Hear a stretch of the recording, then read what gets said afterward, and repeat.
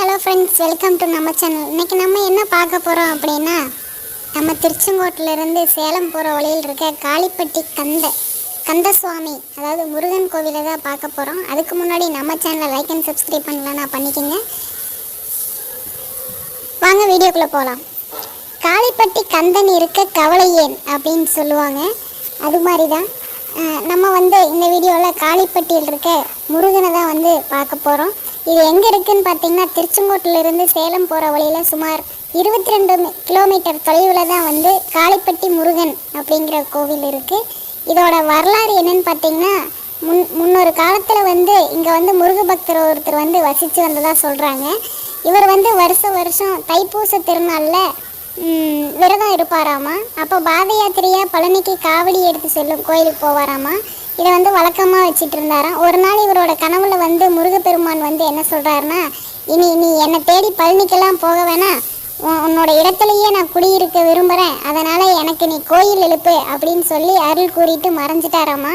அதன்படி தான் இந்த கோவில் காளிப்பட்டி கந்தசாமி திருக்கோயில் கட்டினதாக சொல்கிறாங்க. இதோட வரலாறு, இதோட சிறப்பு என்னன்னு பார்த்தீங்கன்னா, இந்த பகுதியில் யாராவதுக்கு பாம்பு கடிச்சது மயங்கிட்டாங்க அப்படின்னா உடனடியாக அவரை கோயிலில் மண்டபத்துக்கு கூட்டிகிட்டு இந்த கோயிலில் இருக்கும் பூசாரி முருகப்பெருமானோட அபிஷேக தீர்த்தத்தையும் விபூதியும் கொடுத்து சிறிது நேரம் இருந்தாங்கன்னா விஷம் இறங்கிடுதான். இந்த கோவிலில் பாலபிஷேகம் செஞ்சு வழிபட்டால் நினைச்ச காரியம் நடக்கிறதா சொல்கிறாங்க.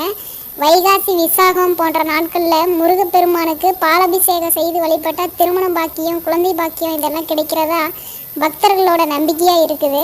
குடும்பத்தில் சிக்கல், வியாபாரத்தில் நஷ்டம், தேவையில்லாத அச்சம் உள்ளிட்ட இது எது இருந்தாலும் காளிப்பட்டி கந்தசாமியை மனதார பிரார்த்தனை செஞ்சால் இந்த கோவிலில் இருக்கும் இடும்பன் சன்னதியில் கொடுக்கப்படும் மை பிரசாதத்தை வாங்கி தினமும் நெற்றியில் வச்சு வழிபட்டால் நம்ம தொழிலில் முன்னேற்றம் கிடைக்கிறதா ஒரு ஐதீகமாக கூறிக்கிட்டு இருக்காங்க.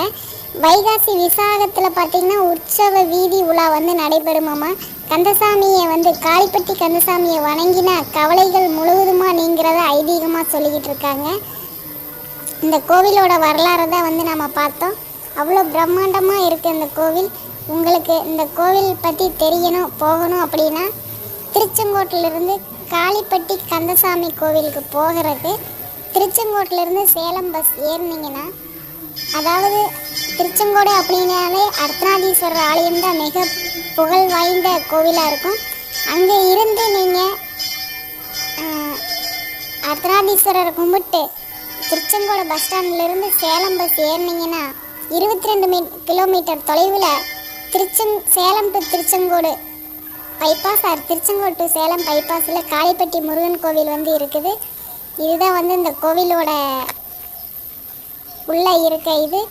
உங்களுக்கு இந்த கோவில் போகணும் அப்படின்னு ஆசை இருந்தால் நீங்கள் போய் கவலையை நீக்கக்கூடிய கந்தசாமியை வணங்கி முருகனை வணங்கி அருள் பெற்று வாங்க. இதுதான் கோவிலில் இருக்கக்கூடிய இது. நம்ம என்ன பண்ணணும் அப்படின்னா, காளிப்பட்டி கந்தசாமியை வணங்கிட்டு நம்ம ஒரு எக்ஸாமுக்காக போயிருந்தோம்.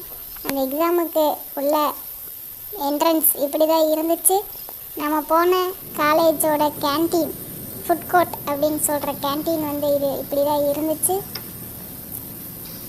கொஞ்ச நேரம் நம்ம கேன்டீனில் டைம் பாஸ் பண்ணிவிட்டு அதுக்கப்புறம் எக்ஸாமுக்காக போனோம். இதுதான் கேன்டீன் இன்சைடு. அதுக்கப்புறம் நம்ம கிளம்பியாச்சு. எங்கே அப்படின்னா வேற எங்கே, நம்மளோட வீட்டை நோக்கி கிளம்பியாச்சு. இதுதான் அந்த வீடியோ. நம்ம சேனல் உங்களுக்கு பிடிச்சிருந்துச்சு அப்படின்னா லைக் அண்ட் சப்ஸ்கிரைப் பண்ணுங்கள். இன்னும் பிடிச்சிருந்தா கமெண்ட் பண்ணுங்கள். டாடா, பாய்.